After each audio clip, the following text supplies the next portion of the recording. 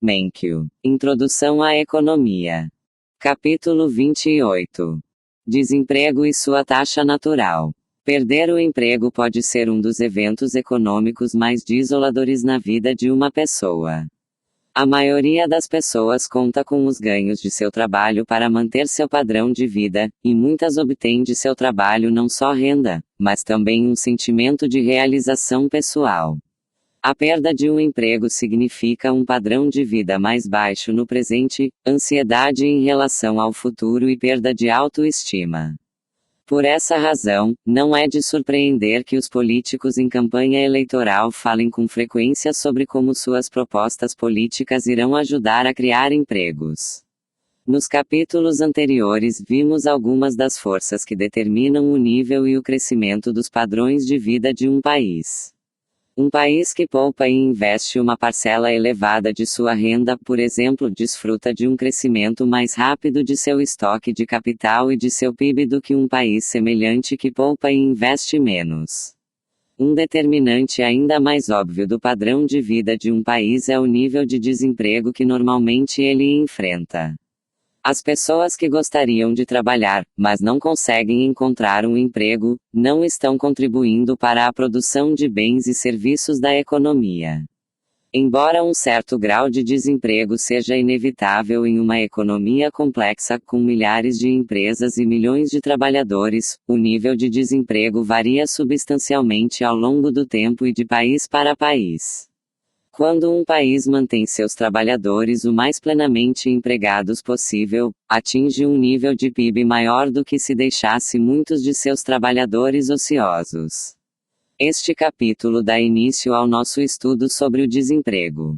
O problema do desemprego costuma ser dividido em duas categorias: o problema de longo prazo e o problema de curto prazo. A taxa natural de desemprego da economia refere-se ao nível de desemprego que a economia apresenta normalmente. O desemprego cíclico refere-se às flutuações de ano para ano do desemprego em torno de sua taxa natural e está estreitamente associado aos altos e baixos da atividade econômica de curto prazo.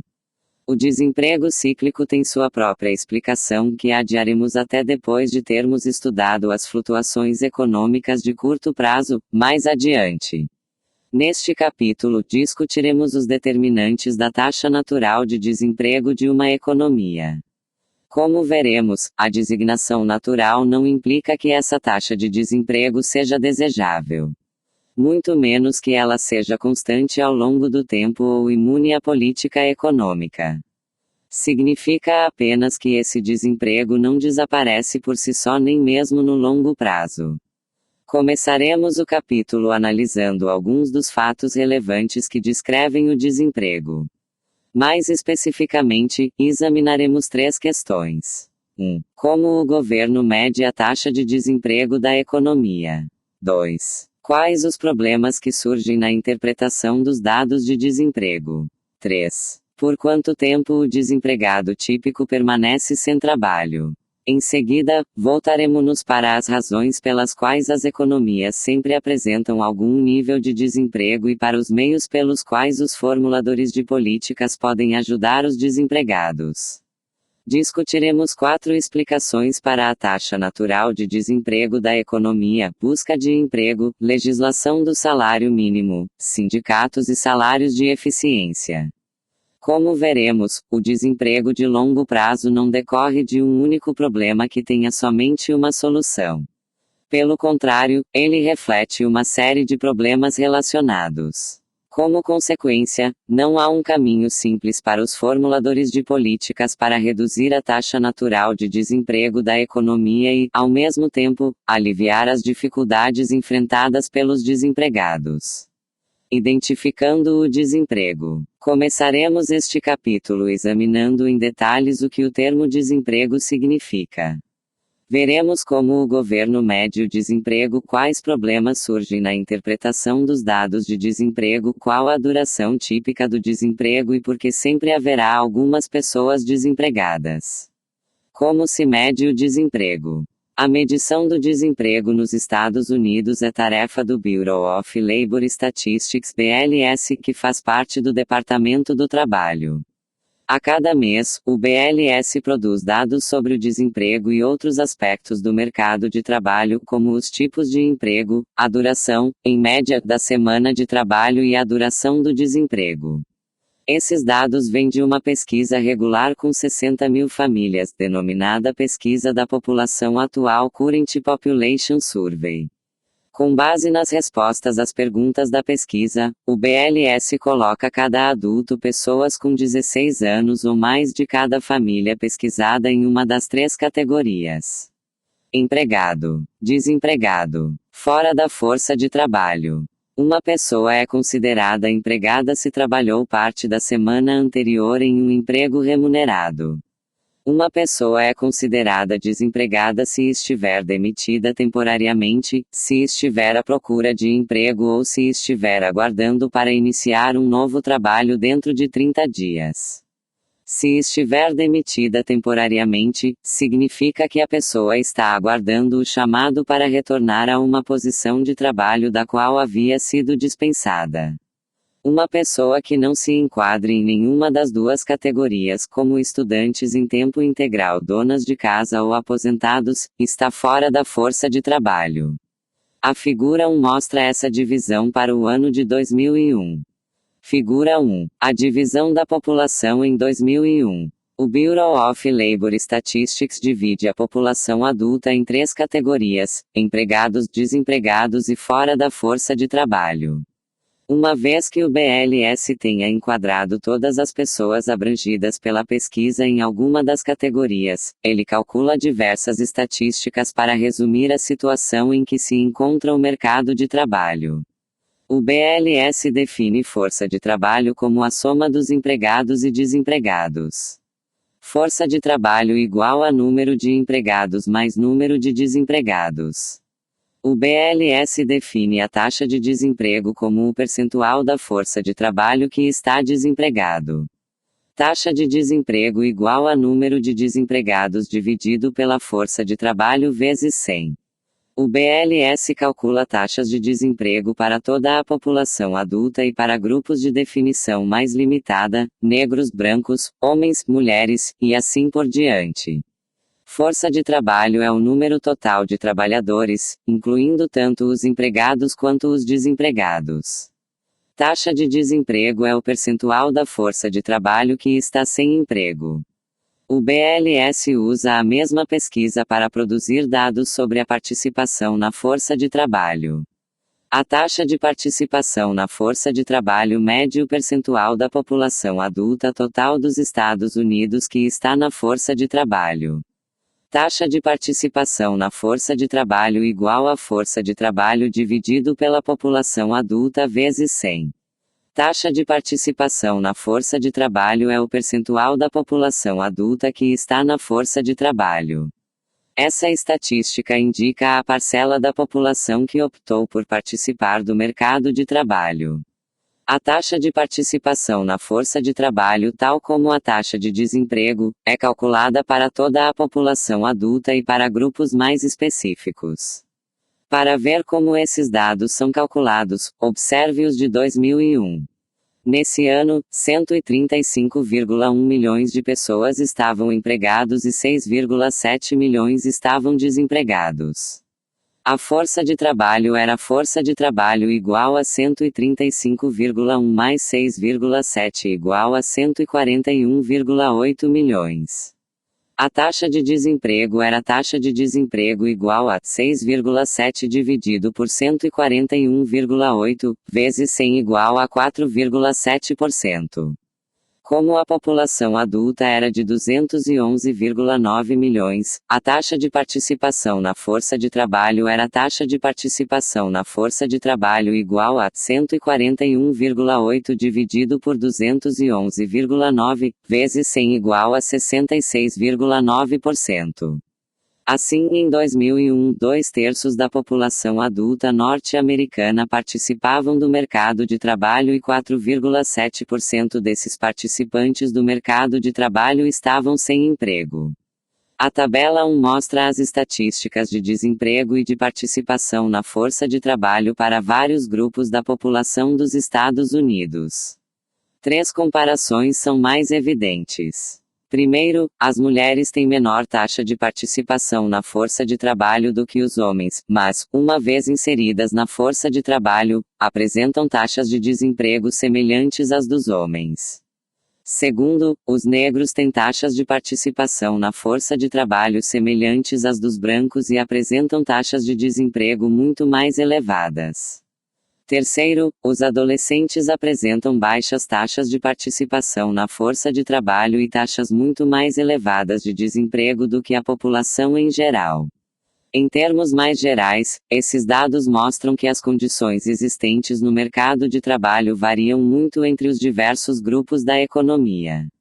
Os dados do BLS sobre o mercado de trabalho também permitem aos economistas e formuladores de políticas monitorar mudanças na economia ao longo do tempo.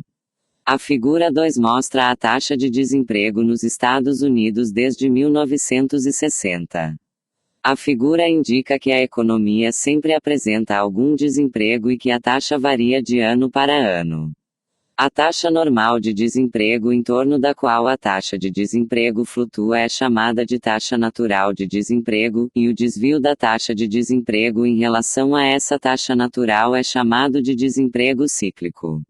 Na figura, a taxa natural é representada por uma linha horizontal no nível de 5,5%, que é uma estimativa aproximada da taxa natural de desemprego para a economia norte-americana durante esse período. Mais adiante discutiremos as flutuações econômicas de curto prazo, incluindo as flutuações do desemprego de ano para ano em torno de sua taxa natural. No resto deste capítulo, contudo, ignoraremos as flutuações de curto prazo e examinaremos por que sempre há algum desemprego nas economias de mercado. Taxa natural de desemprego é a taxa normal de desemprego em torno da qual a taxa de desemprego flutua. Desemprego cíclico é o desvio do desemprego em relação à sua taxa natural. Figura 2. Taxa de desemprego desde 1960. Este gráfico usa dados anuais da taxa de desemprego para mostrar a parcela da força de trabalho sem emprego. Estudo de caso. Participação de homens e mulheres na força de trabalho na economia norte-americana. O papel das mulheres na sociedade norte-americana mudou drasticamente durante o século passado. Observadores sociais apontaram diversas causas para essa mudança. Ela pode ser atribuída, em parte, a novas tecnologias como a máquina de lavar, a secadora de roupas, a geladeira, o freezer e a máquina de lavar pratos que reduziram o tempo necessário para concluir as tarefas domésticas rotineiras. Em parte, essa mudança pode ser atribuída a um aperfeiçoamento do controle da natalidade que reduziu o número de filhos da família típica. E, naturalmente, essa mudança no papel da mulher é também parcialmente atribuída a alterações nas atitudes políticas e sociais. Juntos, esses fatos tiveram um impacto profundo sobre a sociedade em geral e a economia em particular. Em nenhum outro lugar esse impacto se mostrou mais evidente do que nos dados sobre a participação na força de trabalho. A figura 3 mostra as taxas de participação na força de trabalho de homens e mulheres nos Estados Unidos desde 1950. Logo após a Segunda Guerra Mundial, homens e mulheres desempenhavam papéis muito diferentes na sociedade. Apenas 33% das mulheres estavam empregadas ou em busca de emprego, em contraste com 87% dos homens. Passadas algumas décadas, a diferença entre as taxas de participação de homens e mulheres foi diminuindo gradualmente, à medida que um número crescente de mulheres ingressou na força de trabalho e alguns homens a deixaram. Os dados de 2001 mostram que 60% das mulheres estavam na força de trabalho, em comparação com 74% dos homens. Em conformidade com os dados de participação na força de trabalho, homens e mulheres desempenham um papel mais equilibrado na economia.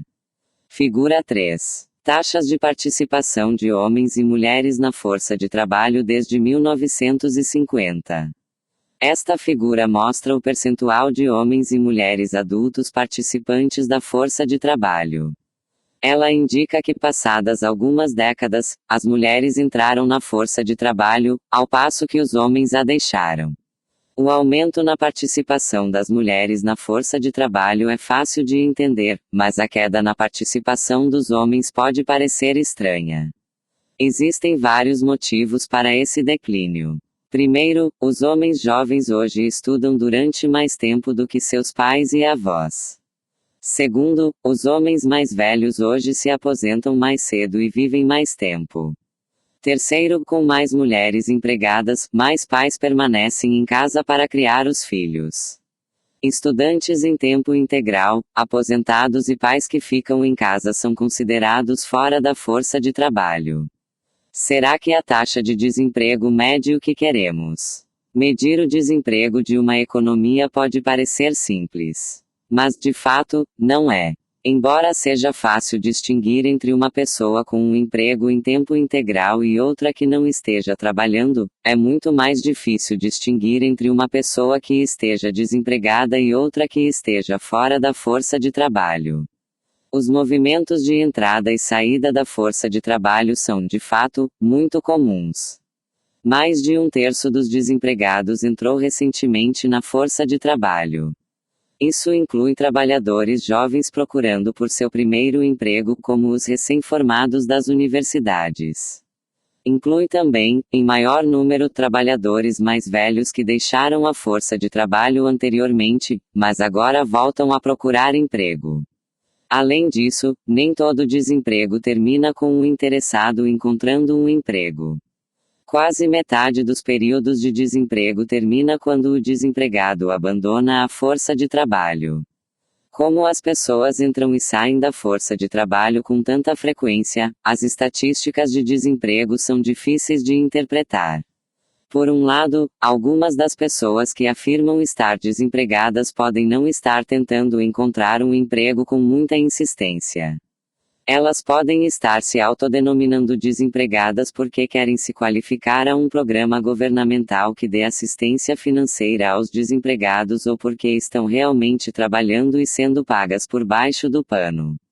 Pode ser mais realista considerar essas pessoas fora da força de trabalho ou, em alguns casos, empregadas. Por outro lado, alguns dos que informam estar fora da força de trabalho podem, de fato, querer um emprego.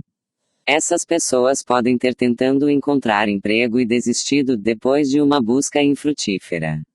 Essas pessoas, chamadas de trabalhadores desalentados, não são mostradas nas estatísticas de desemprego, muito embora sejam trabalhadores sem emprego. Trabalhadores desalentados são pessoas que gostariam de trabalhar, mas desistiram de procurar emprego. Por causa desses e de outros problemas, o BLS calcula diversas outras medidas de desemprego além da taxa oficial. Essas medidas alternativas são apresentadas na tabela 2. No final, é melhor considerar a taxa oficial de desemprego como uma medida útil porém imperfeita do desemprego. Por quanto tempo os desempregados ficam sem trabalho? Ao avaliar a gravidade do problema do desemprego, uma questão a considerar é se o desemprego é tipicamente uma situação de curto prazo ou de longo prazo. Se o desemprego é de curto prazo, pode-se concluir que não é um problema muito importante. Os trabalhadores podem precisar de algumas semanas até encontrar a vaga que melhor se ajuste às suas preferências e habilidades. Porém, se o desemprego é de longo prazo, pode-se concluir que é um problema importante. Os trabalhadores que ficam desempregados por muitos meses têm maior probabilidade de enfrentar dificuldades econômicas e psicológicas. Tabela 2. Medidas alternativas de desemprego. A tabela mostra diversas medidas de desemprego da economia norte-americana. Os dados são de agosto de 2002. Nota: trabalhadores marginalizados são as pessoas que no momento não estão trabalhando nem procurando por trabalho, mas demonstram que desejam e estão disponíveis para um emprego tendo procurado por um emprego alguma vez no passado recente. Os trabalhadores desalentados, um subconjunto dos marginalizados, deram uma razão relacionada ao mercado de trabalho para não estarem procurando emprego no momento. Pessoas que têm emprego de meio período por razões econômicas são as que querem e estão disponíveis para empregos em tempo integral, mas tiveram de concordar com uma jornada de meio período. Como a duração do desemprego pode afetar nossa visão a respeito da gravidade do problema, os economistas dedicaram grandes esforços ao estudo de dados sobre a duração dos períodos de desemprego. Nesse trabalho, descobriram um resultado importante, sutil e aparentemente contraditório: a maior parte dos períodos de desemprego é breve, e a maior parte do desemprego observado em qualquer período de tempo dado é de longo prazo. Para entender como essa afirmação pode ser verdadeira, vamos considerar um exemplo. Suponha que você visite o escritório do governo para o desemprego semanalmente durante um ano para pesquisar os desempregados. A cada semana, você constata que há 4 trabalhadores desempregados. 3 deles são as mesmas pessoas durante todo o ano, enquanto o quarto é uma pessoa que muda a cada semana. Com base nessa experiência, você diria que o desemprego é tipicamente de curto prazo ou de longo prazo. Alguns cálculos simples ajudam a responder a essa questão. Nesse exemplo, você encontra um total de 55 pessoas desempregadas, 52 delas ficam desempregadas por uma semana e 3 ficam desempregadas o ano inteiro. Portanto, 52 dividido por 55, ou 95% do período de desemprego são de uma semana. Assim, a maior parte dos períodos de desemprego é curta. Mas vamos considerar o desemprego total. As 3 pessoas desempregadas por um ano, 52 semanas, representam um total de 156 semanas de desemprego. Tomadas em conjunto com as 52 pessoas desempregadas por uma semana, totalizam 208 semanas de desemprego. Nesse exemplo, 156 dividido por 208, ou 75% do desemprego pode ser atribuído às pessoas que passaram o ano inteiro desempregadas. Portanto, a maior parte do desemprego observado em um dado período é de longo prazo. Essa conclusão sutil implica que os economistas e formuladores de políticas devem ser cuidadosos ao interpretar dados sobre o desemprego e ao conceber políticas para ajudar os desempregados. A maioria das pessoas que ficam desempregadas logo encontrará um emprego. Todavia, a maior parte do problema do desemprego da economia é atribuível aos relativamente poucos trabalhadores que permanecem desempregados por longos períodos de tempo. Por que será que sempre há algumas pessoas desempregadas? Discutimos como o governo mede o nível de desemprego, os problemas que surgem na interpretação das estatísticas de desemprego e o que os economistas concluíram sobre a duração do desemprego. Agora você já deve ter uma boa ideia do que é o desemprego. Essa discussão, contudo, não explicou por que as economias apresentam desemprego. Na maioria dos mercados existentes na economia, os preços se ajustam para conduzir a quantidade ofertada e a quantidade demandada ao equilíbrio. Em um mercado de trabalho ideal, os salários deveriam se ajustar para equilibrar a quantidade ofertada e demandada de mão de obra. Esse ajuste dos salários garantiria que todos os trabalhadores estivessem sempre plenamente empregados. É claro que a realidade não se parece com esse ideal. Sempre há alguns trabalhadores sem emprego, mesmo quando a economia vai bem. Em outras palavras, a taxa de desemprego nunca cai para zero, em vez disso, ela flutua em torno da taxa natural de desemprego. Para entender essa taxa natural, as demais seções deste capítulo examinarão as razões pelas quais os mercados de trabalho reais se afastam do ideal de pleno emprego. Como apresentação prévia de nossas conclusões, veremos que há 4 maneiras de explicar o desemprego no longo prazo. A primeira explicação é que leva algum tempo para os trabalhadores buscarem os empregos mais adequados. O desemprego que resulta do processo de combinar trabalhadores com empregos é por vezes chamado de desemprego friccional e é frequentemente considerado como a explicação para períodos de desemprego relativamente curtos. As três próximas explicações do desemprego sugerem que o número de empregos disponíveis em alguns mercados de trabalho pode ser insuficiente para dar emprego a todas as pessoas que o desejam. Isso ocorre quando a quantidade de mão de obra ofertada supera a quantidade demandada.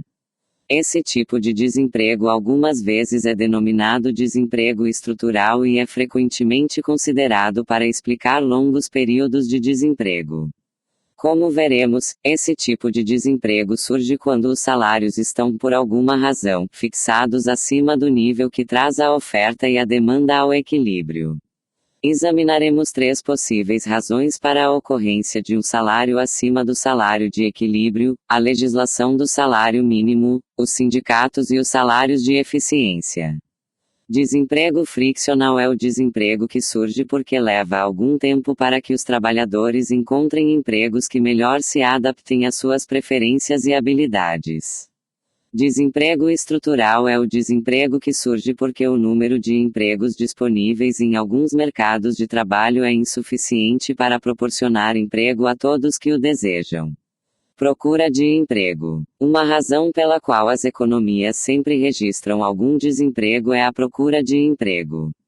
A procura de emprego é o processo de ajustar trabalhadores com trabalhos apropriados. Se todos os trabalhadores e todos os trabalhos fossem iguais, de modo que todos os trabalhadores fossem igualmente adequados para todos os trabalhos, a procura de emprego não seria problema. Os trabalhadores demitidos encontrariam rapidamente novos empregos adequados. Mas, na verdade, as preferências e habilidades dos trabalhadores variam, os atributos dos empregos variam e as informações sobre candidatos a empregos e empregos oferecidos se disseminam lentamente entre as muitas empresas e famílias na economia. Procura de emprego é o processo por meio do qual os trabalhadores encontram empregos apropriados dadas suas preferências e habilidades. Porque o desemprego friccional é inevitável. O desemprego friccional é, frequentemente, resultado de mudanças na demanda por mão de obra entre diferentes empresas. Quando os consumidores decidem que preferem os computadores da Compaq aos da Dell, a Compaq aumenta o emprego e a Dell demite trabalhadores. Os antigos trabalhadores da Dell precisam agora procurar novos empregos e a Compaq precisa decidir quais novos trabalhadores contratar para os diversos empregos criados. O resultado dessa transição é um período de desemprego. De forma similar como diferentes regiões do país produzem diferentes bens, o emprego pode aumentar em uma região enquanto diminui em outra. Imagine, por exemplo, o que acontece quando o preço mundial do petróleo cai. As empresas produtoras de petróleo no Texas reagirão ao menor preço, reduzindo a produção e o emprego. Ao mesmo tempo, a gasolina mais barata estimula a venda de carros, de modo que as empresas produtoras de carros em Michigan irão aumentar a produção e o emprego. As mudanças na composição da demanda entre setores ou regiões são chamadas de mudanças setoriais. Como leva tempo para que os trabalhadores procurem emprego nos novos setores, as mudanças setoriais causam desemprego temporário. O desemprego friccional é inevitável simplesmente porque a economia está sempre mudando. Há um século, os 4 setores que mais empregavam nos Estados Unidos eram os de produtos de algodão, produtos de lã, vestuário masculino e madeira.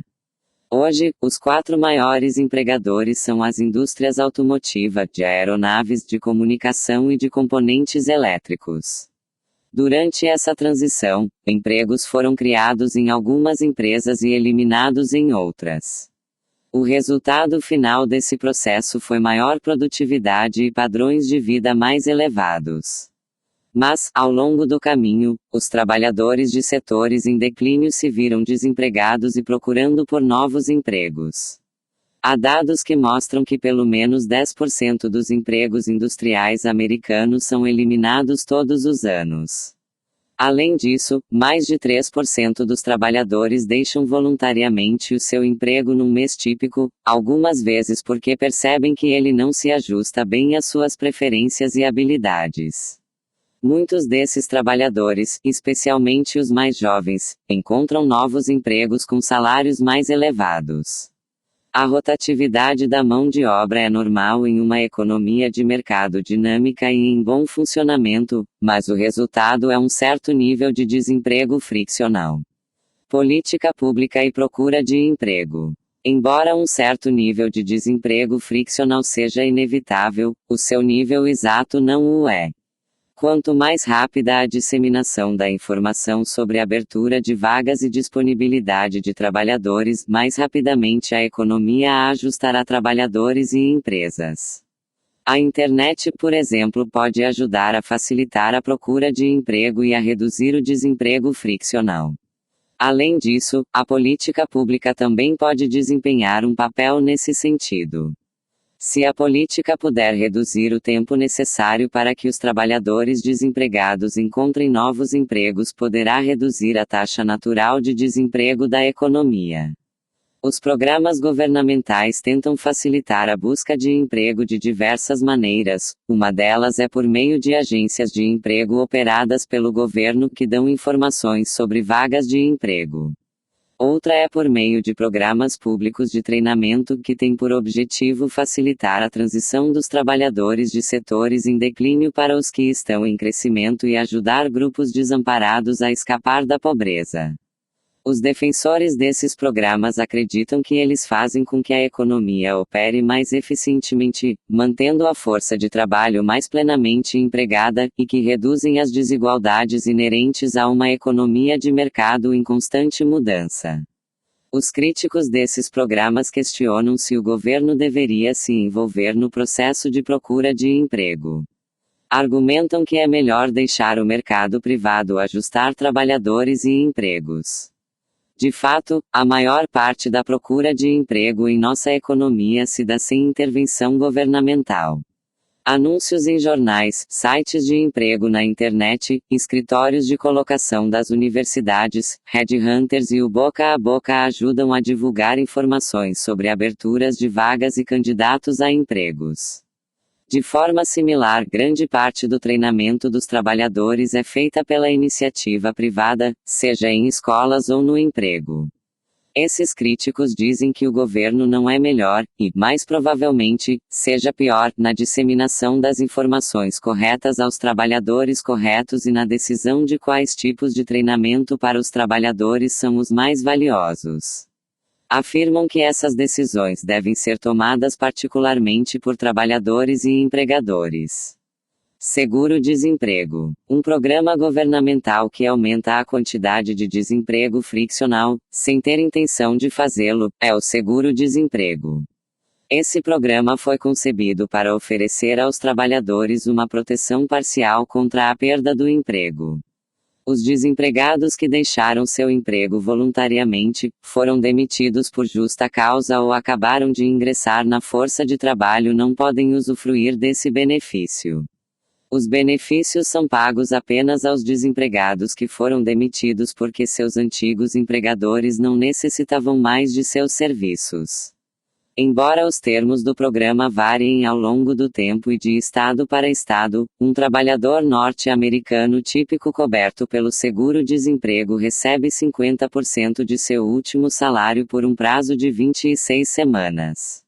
Seguro-desemprego é um programa governamental que protege parcialmente as rendas dos trabalhadores quando eles ficam desempregados. Embora reduza as dificuldades impostas pelo desemprego, o seguro-desemprego também o aumenta.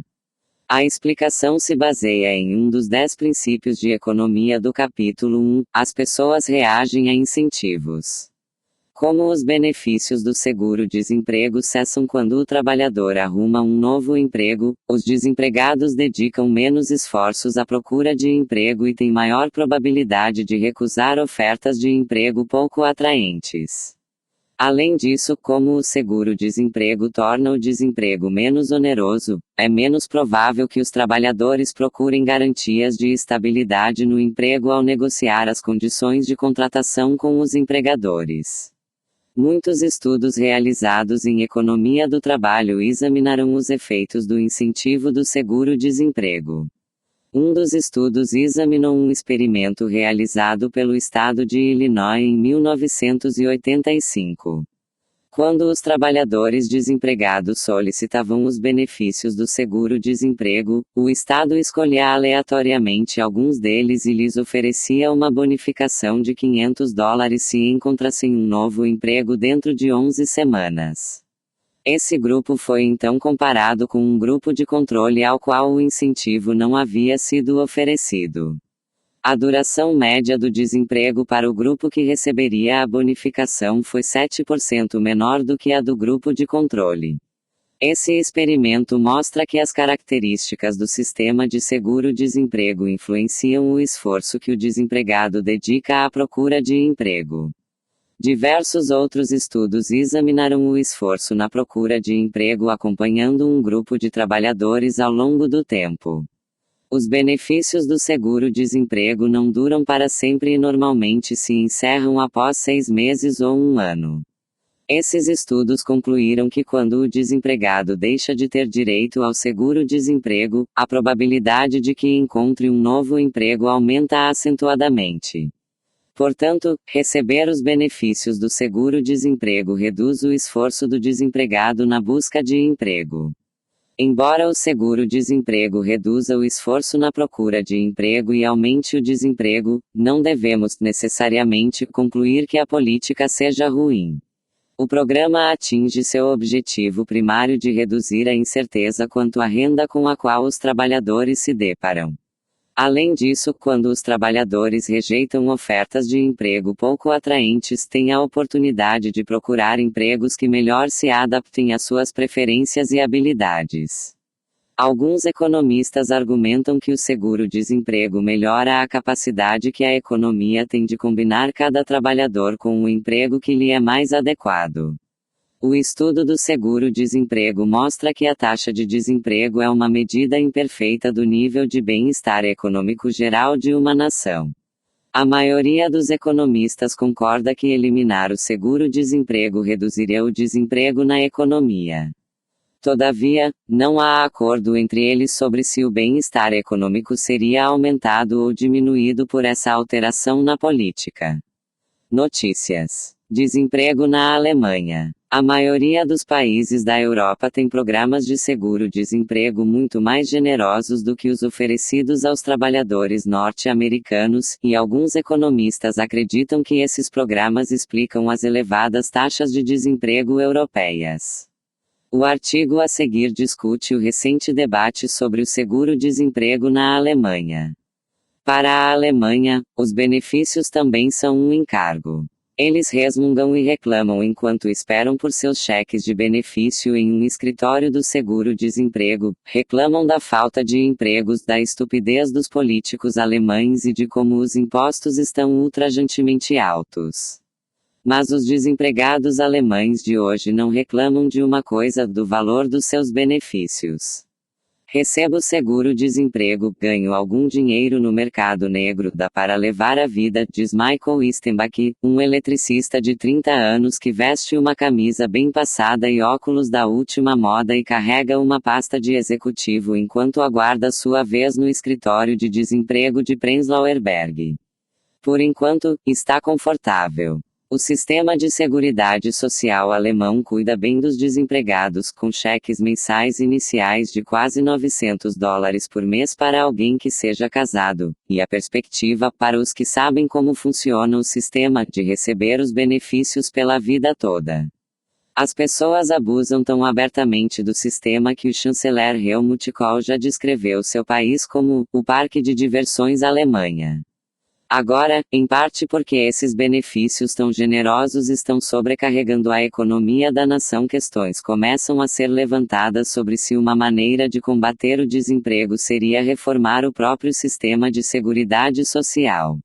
O combate ao desemprego, que é sempre um tópico quente por aqui, voltou ao debate público na semana passada, quando o Departamento do Trabalho alemão divulgou dados mostrando que o desemprego subirá para 11,7% em setembro, o quinto recorde consecutivo do pós-guerra.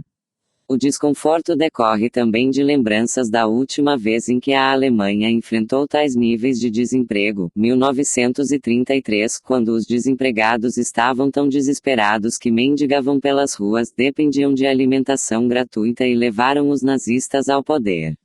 A reação da Alemanha no pós-guerra foi criar um sólido estado de bem-estar concebido para reprimir os distúrbios sociais por meio de benevolência social.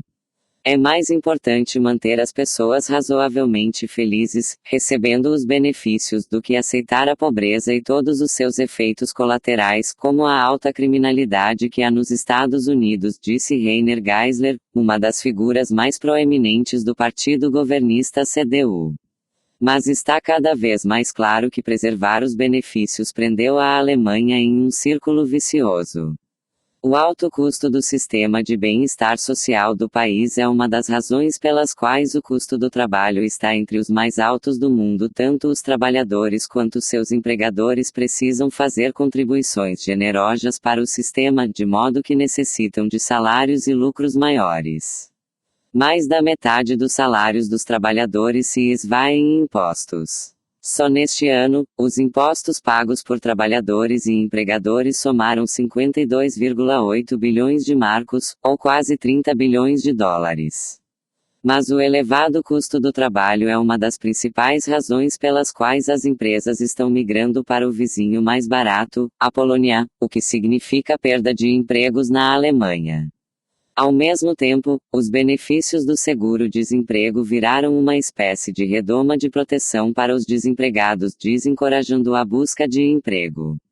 Até recentemente, os trabalhadores com jornada de meio período eram penalizados, recebendo menos benefícios do que se tivessem sido demitidos.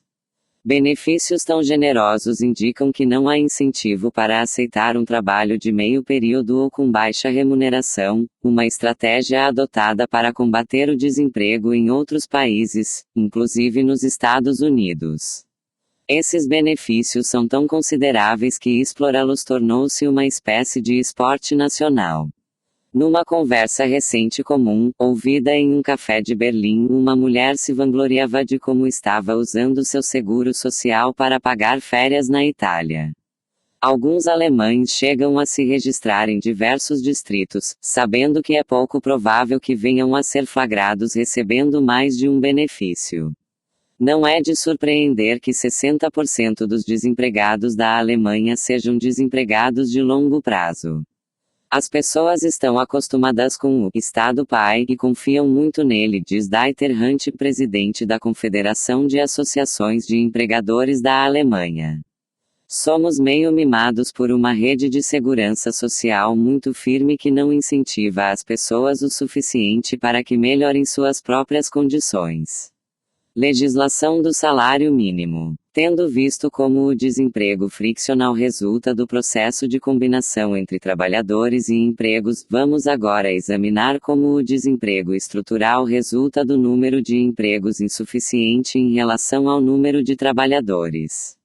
Para entender o desemprego estrutural, começamos vendo como o desemprego surge em decorrência da legislação do salário mínimo.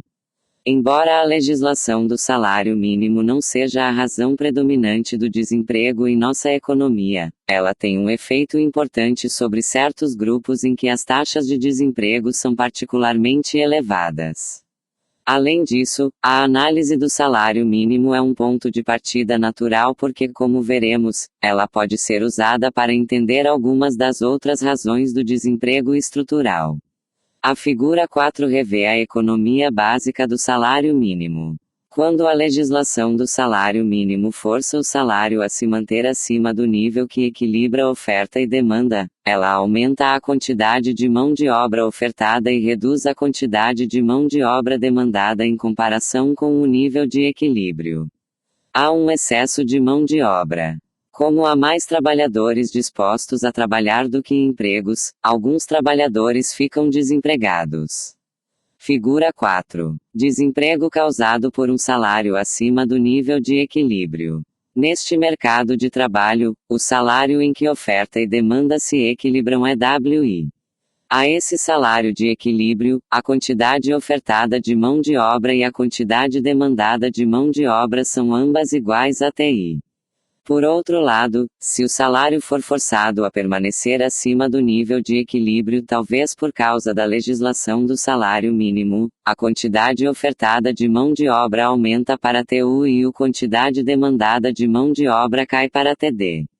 O excesso de mão de obra resultante TU menos TD representa o desemprego. Como discutimos extensivamente a legislação do salário mínimo no capítulo 6, não falaremos mais sobre ela aqui. Mas é importante observar porque a legislação do salário mínimo não é a razão predominante para o desemprego. A maioria dos trabalhadores da economia tem salários bem acima do mínimo legal. A legislação do salário mínimo é mais frequentemente obrigatória no caso dos membros da força de trabalho menos habilidosos e menos experientes, como os adolescentes. E somente entre esses trabalhadores que a legislação do salário mínimo explica a existência do desemprego.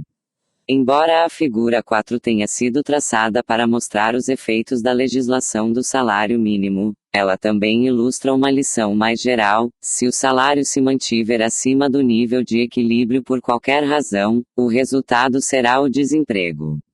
A legislação do salário mínimo é apenas uma das razões pelas quais os salários podem ficar excessivamente altos. Nas duas últimas sessões deste capítulo trataremos de duas outras razões pelas quais os salários podem ser mantidos acima do nível de equilíbrio: os sindicatos e os salários de eficiência. A economia básica do desemprego nesses dois casos é a mesma mostrada na figura 4, mas essas explicações sobre o desemprego se aplicam a um número maior de trabalhadores na economia. Nesse ponto, contudo, devemos parar e observar que o desemprego estrutural que decorre de um salário acima do equilíbrio é por uma importante razão diferente do desemprego friccional que resulta do processo de procura de emprego. A necessidade de procurar emprego não é causada pela incapacidade dos salários de equilibrar oferta e demanda de mão de obra. Quando a procura de emprego é a explicação do desemprego, os trabalhadores estão procurando empregos que melhor se adaptem às suas preferências e habilidades. Por outro lado, quando o salário está acima do nível de equilíbrio, a quantidade ofertada de mão de obra excede a quantidade demandada e os trabalhadores ficam desempregados porque estão esperando pelo surgimento de vagas. Sindicatos e negociação coletiva. Um sindicato é uma associação de trabalhadores que negocia os salários e condições de trabalho com os empregadores. Embora hoje apenas 16% dos trabalhadores americanos sejam sindicalizados, os sindicatos já representaram um papel muito maior no mercado de trabalho dos Estados Unidos no passado. Nas décadas de 1940 e 1950, quando os sindicatos atingiram seu auge, cerca de um terço da força de trabalho americana era sindicalizado. Além disso, os sindicatos continuam a desempenhar um papel importante em muitos países europeus. Na Suécia e na Dinamarca, por exemplo, mais de 3/4 dos trabalhadores são sindicalizados. Sindicato é uma associação de trabalhadores que negocia salários e condições de trabalho com os empregadores. A economia dos sindicatos. Um sindicato é um tipo de cartel. Como qualquer cartel, um sindicato é um grupo de vendedores que age em conjunto na esperança de exercer seu poder de mercado.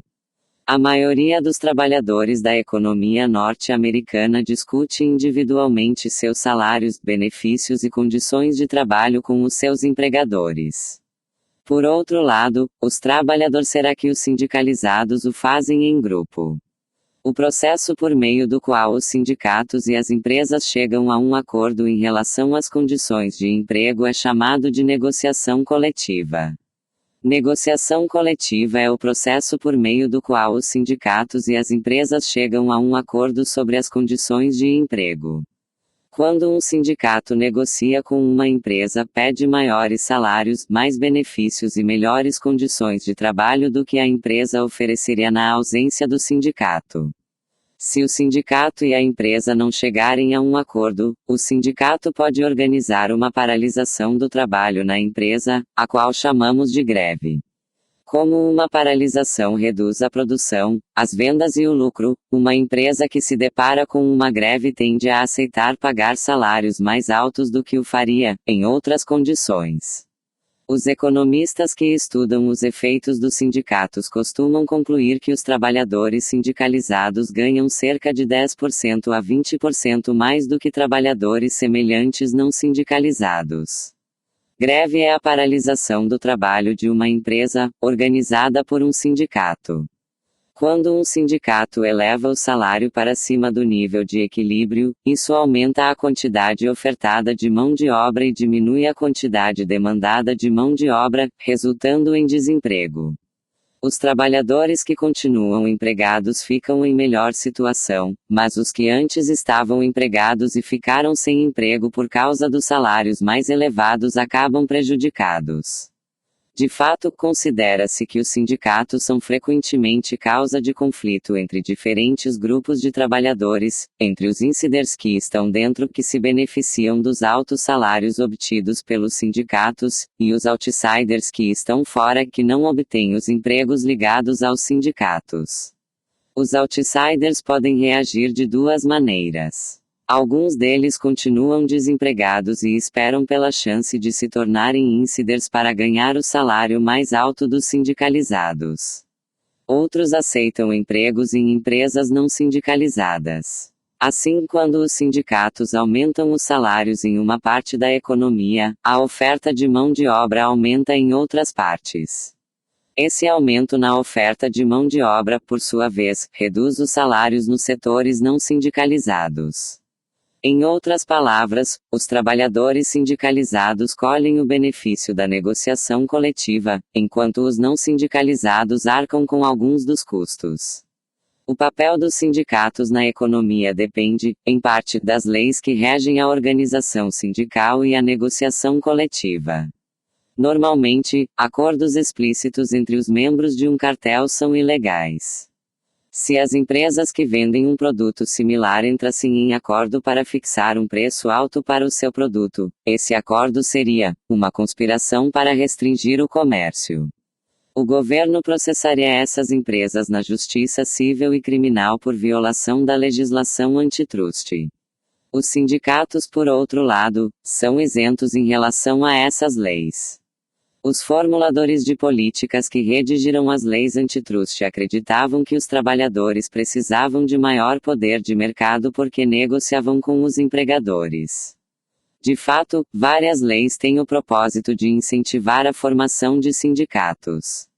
Mais especificamente, a Lei Wagner de 1935 impede os empregadores de interferir quando os trabalhadores tentam organizar sindicatos e exige que os empregadores negociem de boa fé com os sindicatos. O National Labor Relations Board, NLRB, é o órgão governamental que trata do direito de sindicalização dos trabalhadores. A legislação que afeta o poder de mercado dos sindicatos é um tópico permanente do debate político. Os legisladores estaduais por vezes debatem as leis do direito ao trabalho que dão aos trabalhadores de uma empresa sindicalizada o direito de optar entre filiar-se ou não ao sindicato. Na ausência de tais leis, os sindicatos podem insistir durante a negociação coletiva que as empresas façam da sindicalização um requisito obrigatório para os trabalhadores. Em anos recentes, legisladores de Washington debateram um projeto de lei que impediria às empresas de contratar substitutos permanentes para trabalhadores em greve. Essa lei aumentaria o custo das greves para as empresas e, portanto, aumentaria o poder de mercado dos sindicatos. Essa decisão política e outras similares ajudarão a determinar o futuro do movimento sindical. Será que os sindicatos são benéficos ou prejudiciais à economia? Os economistas divergem sobre o fato de os sindicatos serem benéficos ou prejudiciais à economia. Vamos considerar os dois lados do debate. Os críticos argumentam que os sindicatos são apenas um tipo de cartel. Quando os sindicatos elevam os salários acima do nível que prevaleceria em mercados competitivos, reduzem a quantidade demandada de mão de obra, fazem com que alguns trabalhadores fiquem desempregados e reduzem os salários no resto da economia. A alocação de mão de obra resultante, argumentam os críticos, seria ineficiente e injusta. Ineficiente porque os elevados salários dos trabalhadores sindicalizados reduzem o emprego nas empresas sindicalizadas abaixo do nível eficiente e competitivo. E injusta porque alguns trabalhadores seriam beneficiados à custa de outros trabalhadores. Notícias. Será que você deve entrar para um sindicato? Algum dia você pode precisar decidir entre votar contra ou a favor de um sindicato em seu local de trabalho. O artigo a seguir discute algumas questões que você pode considerar. No dia do pagamento, os empregos sindicalizados se dão muito bem. Com o sucesso dos caminhoneiros em sua greve de 2 semanas contra a United Parcel Service, e com a AFL-CIO treinando milhares de líderes sindicais, num esforço para reverter 25 anos de queda do número de trabalhadores sindicalizados, milhões de trabalhadores terão de decidir nos próximos anos, se querem ou não que um sindicato os represente. Trata-se de uma questão complicada, cuja resposta depende de uma série de considerações. Você é favorável à ação coletiva ou à iniciativa individual?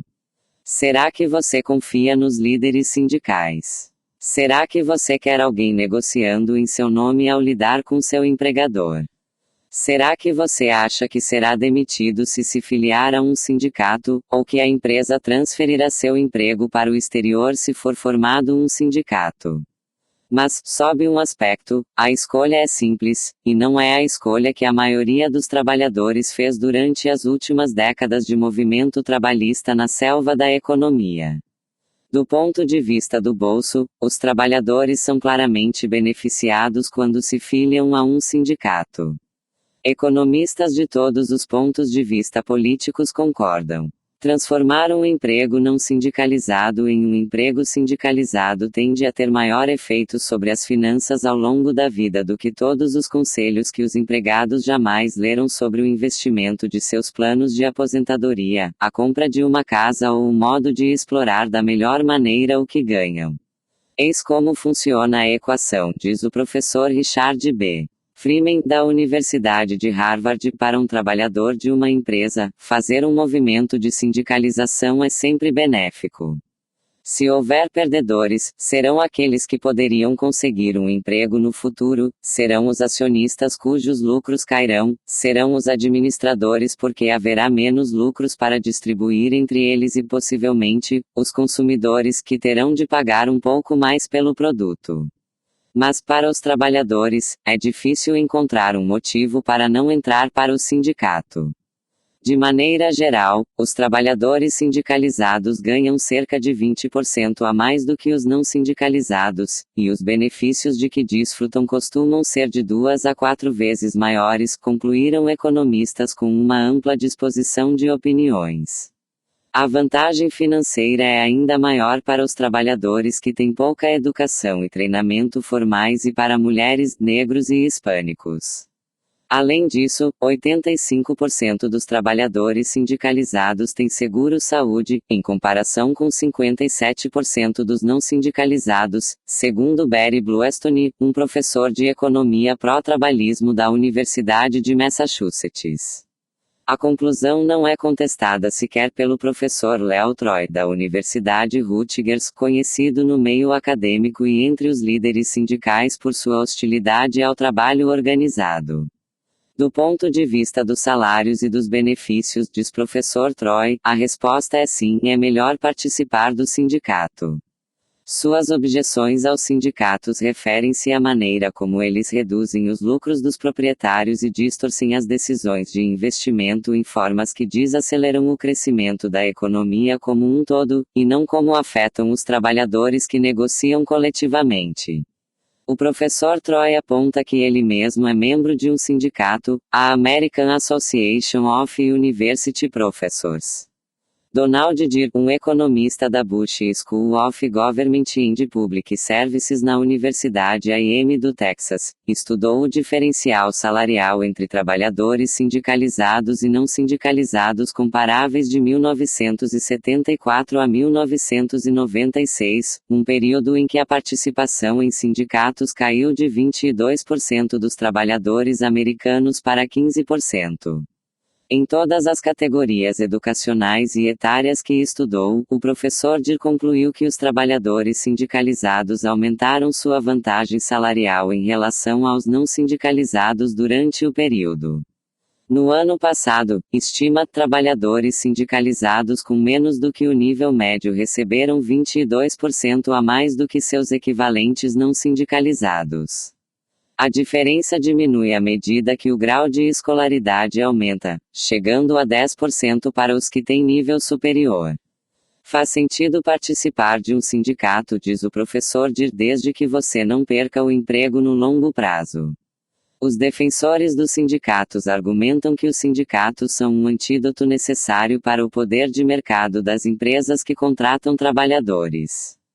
O caso extremo desse poder de mercado é a cidade-empresa, em que uma única empresa contrata a maioria das pessoas em uma região geográfica. Numa cidade-empresa, se os trabalhadores não aceitam os salários e as condições de trabalho oferecidos pela empresa, eles têm pouca escolha, ou mudam de cidade ou param de trabalhar. Portanto, na ausência de um sindicato, a empresa poderia usar seu poder de mercado para pagar salários menores e oferecer condições de trabalho inferiores às que prevaleceriam se tivesse de competir com outras empresas pelos mesmos trabalhadores. Nesse caso, um sindicato pode contrabalançar o poder de mercado da empresa e proteger os trabalhadores, impedindo que fiquem à mercê dos proprietários da empresa. Os defensores dos sindicatos também argumentam que os sindicatos são importantes para ajudar as empresas a responder com eficiência às preocupações dos trabalhadores. Sempre que um trabalhador aceita um emprego, ele e a empresa precisam entrar em acordo sobre muitos atributos da função, além do salário, jornada de trabalho, horas extras, férias, licenças médicas, plano de saúde, esquemas de promoção, segurança no emprego, e assim por diante. Ao representar as opiniões dos trabalhadores sobre essas questões, os sindicatos permitem que as empresas ofereçam uma combinação de atributos mais adequada. Mesmo que os sindicatos tenham os efeitos adversos de empurrar os salários para cima do nível de equilíbrio e de causar desemprego, eles têm a vantagem de ajudar as empresas a manter uma força de trabalho satisfeita e produtiva. No fim das contas, não há consenso entre os economistas quanto ao fato de os sindicatos serem bons ou ruins para a economia. Como muitas instituições, sua influência provavelmente é positiva em alguns casos e negativa em outros. A teoria dos salários de eficiência. Uma quarta razão pela qual as economias sempre apresentam algum desemprego, além da busca de emprego, da legislação do salário mínimo e dos sindicatos, é sugerida pela teoria dos salários de eficiência. De acordo com essa teoria, as empresas operam mais eficientemente se os salários estão acima do nível de equilíbrio. Assim sendo, pode ser lucrativo para elas manter os salários elevados, mesmo que haja um excesso de oferta de mão de obra. Salários de eficiência, salários acima do nível de equilíbrio pagos pelas empresas para aumentar a produtividade dos trabalhadores. De certo modo, o desemprego que decorre dos salários de eficiência é semelhante ao que surge por causa da legislação do salário mínimo e por causa dos sindicatos. Nos três casos, o desemprego resulta de salários acima do nível que equilibra a quantidade ofertada de mão de obra e a quantidade demandada de mão de obra. Mas há uma diferença importante. A legislação do salário mínimo e os sindicatos impedem que as empresas reduzam os salários quando há um excesso de mão de obra. A teoria dos salários de eficiência afirma que tal restrição sobre as empresas é desnecessária, em muitos casos porque elas podem se beneficiar da manutenção dos salários acima do nível de equilíbrio. Porque as empresas desejariam manter os salários elevados. Essa decisão pode parecer estranha à primeira vista, pois os salários são uma grande parte dos custos das empresas. Normalmente, esperaríamos que as empresas maximizadoras de lucro desejassem manter os custos, e portanto, os salários tão baixos quanto possível. A nova percepção da teoria dos salários de eficiência é de que o pagamento de salários elevados pode ser lucrativo porque eles podem aumentar a eficiência dos trabalhadores de uma empresa. Há diversos tipos de teoria dos salários de eficiência. Cada tipo sugere uma explicação diferente de por que as empresas podem desejar pagar salários elevados. Vamos considerar 4 desses tipos. Saúde do trabalhador. O primeiro, e mais simples dos tipos de teoria dos salários de eficiência, enfatiza a ligação entre salários e saúde do trabalhador. Trabalhadores mais bem pagos comem alimentos mais nutritivos, e trabalhadores melhor alimentados são saudáveis e mais produtivos. Uma empresa pode considerar mais lucrativo pagar salários elevados e ter trabalhadores saudáveis e produtivos do que pagar salários baixos e ter trabalhadores menos saudáveis e produtivos. Esse tipo de teoria dos salários de eficiência não é relevante para empresas de países ricos como os Estados Unidos. Nesses países, os salários de equilíbrio para a maioria dos trabalhadores estão bem acima do nível necessário para proporcionar uma alimentação adequada. As empresas não estão preocupadas com a possibilidade de que, pagando salários de equilíbrio, possam colocar a saúde de seus trabalhadores em risco. Esse tipo de teoria dos salários de eficiência é mais relevante para as empresas de países menos desenvolvidos, onde a alimentação inadequada é um problema mais comum. O desemprego é alto nas cidades de muitos países pobres da África, por exemplo. Nesses países, as empresas podem temer que um corte nos salários possa, de fato, atuar de maneira adversa sobre a saúde e a produtividade de seus trabalhadores. Em outras palavras, a preocupação com a alimentação pode explicar por que as empresas não reduzem os salários, apesar do excesso de mão de obra. Rotatividade do trabalhador. Um segundo tipo de teoria dos salários de eficiência enfatiza a ligação entre os salários e a rotatividade do trabalhador. Os trabalhadores deixam seus empregos por diversas razões, para empregar-se em outras empresas, mudar para outras partes do país, sair da força de trabalho, e assim por diante. A frequência com que eles se demitem depende da totalidade do conjunto de incentivos com que se deparam, incluindo os benefícios da saída e os benefícios da permanência.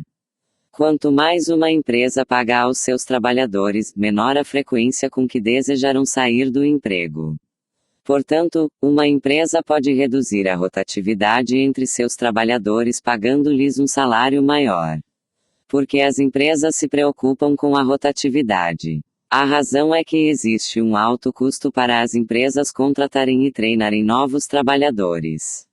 Além disso, mesmo após serem treinados, os trabalhadores recém-contratados não são tão produtivos quanto os trabalhadores mais experientes. As empresas com alta rotatividade, portanto, tenderão a ter custos de produção mais elevados. As empresas podem considerar lucrativo pagar salários acima do nível de equilíbrio para reduzir a rotatividade dos trabalhadores. Esforço do trabalhador. Um terceiro tipo de teoria dos salários de eficiência enfatiza a ligação entre os salários e o esforço do trabalhador. Em muitos empregos, os trabalhadores têm alguma liberdade de ação sobre a intensidade de seu trabalho.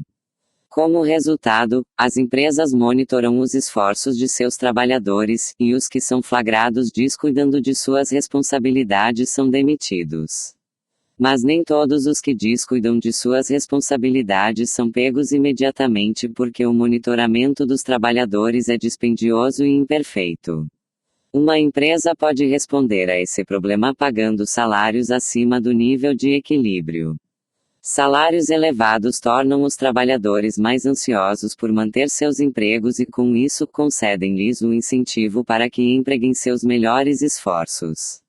Esse tipo particular de teoria dos salários de eficiência é semelhante à antiga ideia marxista do exército de reserva dos desempregados. Marx pensava que os empregadores se beneficiavam do desemprego porque a ameaça do desemprego ajudava a disciplinar os trabalhadores que estavam empregados. Na variante esforço trabalhador da teoria dos salários de eficiência, o desemprego desempenha um papel semelhante. Se o salário estivesse no nível que equilibra oferta e demanda, os trabalhadores teriam menos motivos para trabalhar arduamente porque, se fossem demitidos, poderiam rapidamente encontrar novos empregos ao mesmo salário. Assim sendo, as empresas aumentam os salários acima do nível de equilíbrio, causando desemprego e fornecendo um incentivo para que os trabalhadores não fujam de suas responsabilidades. Qualidade do trabalhador. O quarto e último tipo de teoria dos salários de eficiência enfatiza a ligação entre salários e qualidade do trabalhador. Quando uma empresa contrata novos trabalhadores, não é capaz de avaliar perfeitamente a qualidade dos candidatos. Ao pagar um salário elevado, a empresa atrai um conjunto melhor de trabalhadores para as vagas existentes. Para ver como isso poderia funcionar, considere um exemplo simples. A empresa Waterwell é dona de um poço e precisa de um trabalhador para bombear a água do poço. 2 trabalhadores, Bill e Ted, estão interessados no emprego. Bill, um trabalhador proficiente, está disposto a trabalhar por $10 a hora. Abaixo desse salário, ele preferirá abrir seu próprio negócio como cortador de grama. Ted, um total incompetente, está disposto a trabalhar por qualquer coisa acima de $2 a hora. A um salário mais baixo, ele prefere ficar na praia. Os economistas dizem que o salário de reserva de Bill, o menor salário que ele aceitaria é de $10 e que o salário de reserva de Ted é de $2. Qual salário a empresa deveria estabelecer? Se a empresa estiver interessada em minimizar seus custos trabalhistas, estabelecerá um salário de $2 a hora. A esse salário, a quantidade ofertada de mão de obra, seria igual à quantidade demandada. Ted ficaria com um emprego e Bill não se candidataria. Mas suponha que a Waterwell saiba que apenas um dos candidatos é competente, mas desconheça se é Bill ou Ted. Se a empresa contratar o trabalhador incompetente, ele poderá danificar o poço, causando enormes prejuízos. Nesse caso, a empresa tem uma estratégia melhor do que pagar o salário de equilíbrio de $2 e contratar Ted. Ela pode oferecer $10 por hora, induzindo tanto Bill quanto Ted a se candidatarem ao emprego. Escolhendo aleatoriamente um dos 2 candidatos e rejeitando o outro, a empresa tem uma chance de 50% de contratar o competente. Por outro lado, se a empresa oferecer qualquer salário menor, ela terá a certeza de contratar o trabalhador incompetente. Essa história ilustra um fenômeno geral. Quando uma empresa se depara com um excesso de oferta de mão de obra, poderia parecer lucrativo reduzir o salário oferecido. Mas, reduzindo o salário, a empresa induz uma mudança adversa na composição dos trabalhadores. Nesse caso, ao salário de $10, a Waterwell tem 2 candidatos a um emprego. Mas se a Waterwell responder a esse excesso de oferta de mão de obra reduzindo o salário, o trabalhador competente que tem oportunidades alternativas melhores não se candidatará. Portanto, é lucrativo para a empresa pagar um salário superior ao nível que equilibra oferta e demanda. Estudo de caso. Henry Ford e o salário extremamente generoso de $5 por dia. Henry Ford era um industrial visionário. Como fundador da Ford Motor Company, foi responsável pela introdução das técnicas modernas de produção. Em vez de produzir carros com pequenas equipes de artesãos habilidosos, Ford produzia carros em linhas de montagem, onde trabalhadores sem qualificação eram ensinados a realizar as mesmas tarefas simples repetidas vezes. O resultado desse processo de montagem foi o modelo Ford T, um dos modelos mais famosos entre os primeiros automóveis. Em 1914, Ford introduziu outra inovação: $5 por dia de trabalho. Isso pode não parecer muito hoje em dia, mas na época $5 eram quase o dobro do salário vigente. E estava também muito acima do salário que equilibrava a oferta e demanda. Quando o novo salário de $5 por dia foi anunciado, longas filas de pessoas procurando por emprego se formaram à porta das fábricas da Ford. O número de trabalhadores dispostos a trabalhar por esse salário excedia o número de trabalhadores de que a Ford necessitava. A política de altos salários da Ford teve muitos dos efeitos previstos pela teoria dos salários de eficiência. A rotatividade caiu, as faltas diminuíram e a produtividade aumentou. Os trabalhadores eram tão mais eficientes que os custos de produção da empresa diminuíram, apesar de os salários terem aumentado. Portanto, pagar um salário acima do nível de equilíbrio era lucrativo para a empresa. O próprio Henry Ford disse que o salário de $5 por dia foi um dos mais perfeitos cortes de custos que já fizemos. Os relatos históricos do episódio também são consistentes com a teoria dos salários de eficiência.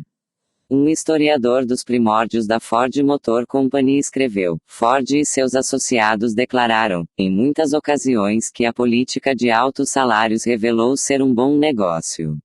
Com isso queriam dizer que a medida melhorou a disciplina dos trabalhadores, conferiu-lhes mais lealdade aos interesses da instituição e aumentou sua eficiência pessoal. Porque foi preciso aparecer Henry Ford para introduzir esse salário de eficiência.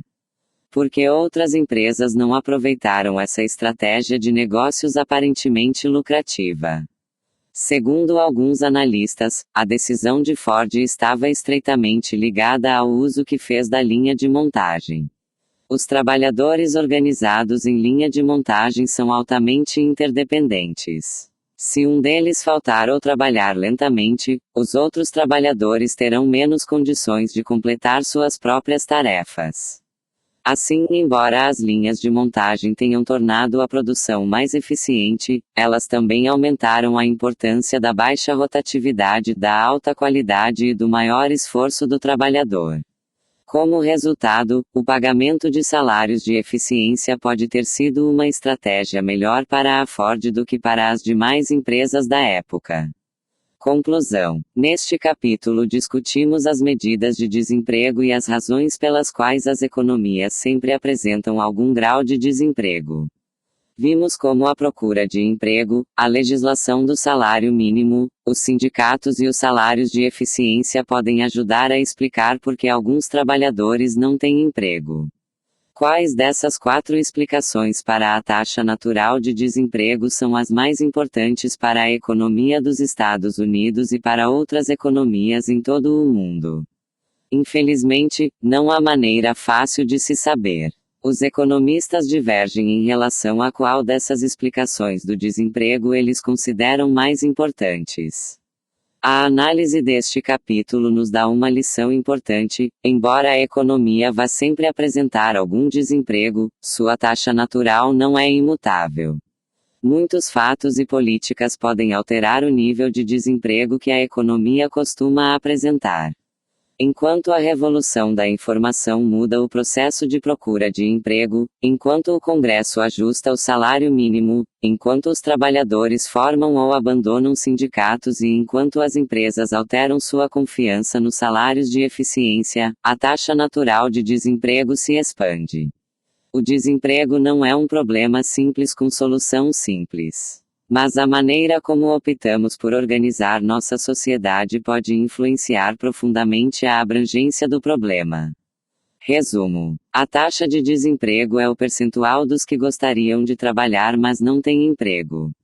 O Bureau of Labor Statistics calcula essa estatística mensalmente com base em uma pesquisa com milhares de famílias. A taxa de desemprego é uma medida imperfeita do desemprego. Algumas pessoas que se dizem desempregadas podem, na verdade, não querer trabalhar, e algumas das pessoas que querem trabalhar deixaram a força de trabalho após o insucesso na busca de emprego. Na economia americana, a maioria das pessoas que ficam desempregadas encontra trabalho em um período de tempo curto. Ainda assim, a maior parte do desemprego observado em qualquer período de tempo dado pode ser atribuída às poucas pessoas que ficam desempregadas por longos períodos de tempo. Uma razão para o desemprego é o tempo que os trabalhadores levam para encontrar o emprego que melhor se adapte às suas preferências e habilidades. O seguro-desemprego é uma política governamental que, embora proteja a renda dos trabalhadores, aumenta o nível de desemprego friccional. A segunda razão pela qual nossa economia sempre tem algum desemprego é a legislação do salário mínimo.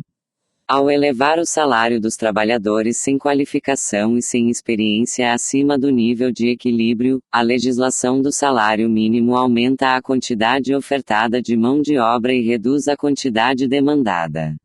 O excesso de oferta de mão de obra resultante representa o desemprego. A terceira razão para o desemprego é o poder de mercado dos sindicatos. Quando os sindicatos empurram os salários nas empresas sindicalizadas acima do nível de equilíbrio, criam um excesso de oferta de mão de obra. A quarta razão para o desemprego é sugerida pela teoria dos salários de eficiência. De acordo com essa teoria, as empresas consideram lucrativo pagar salários acima do nível de equilíbrio. Salários elevados podem melhorar a saúde dos trabalhadores, reduzir a rotatividade da mão de obra, aumentar o esforço do trabalhador e elevar a qualidade do trabalhador.